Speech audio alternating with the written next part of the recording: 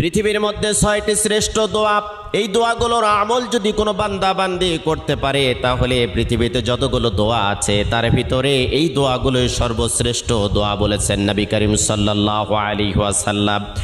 কোনো বান্দা বান্দি যদি যতই বিপদে থাক, কষ্টে থাক, দুর্ভিক্ষে থাক, উৎকণ্ঠার মধ্যে থাক না কেন, সকাল থেকে সন্ধ্যা পর্যন্ত যদি কোনো বান্দা বান্দি দরুদ শরীফের আমল করতে পারে, রাতের বেলা যদি দরুদ শরীফের আমল করতে পারে, হাজারো অশান্তির দাবানল থেকে আল্লাহ রাব্বুল আলামিন শান্তি দান করবেন। 1 নম্বরে দরুদ শরীফের আমল করবেন। 2 নম্বরে ইস্তেগফার। আপনার মুখটা এমন হয়ে যাবে আল্লাহ রাব্বুল আলামিনের কাছে দোয়া করার সাথে সাথে আপনার দোয়াটা কবুল হয়ে যাবে। সব সময়ের জন্য পড়বেন আস্তাগফিরুল্লাহ আল্লাযী লা ইলাহা ইল্লা হুয়াল হাইয়ুল কাইয়্যুম ওয়া আতুবু ইলাইহি।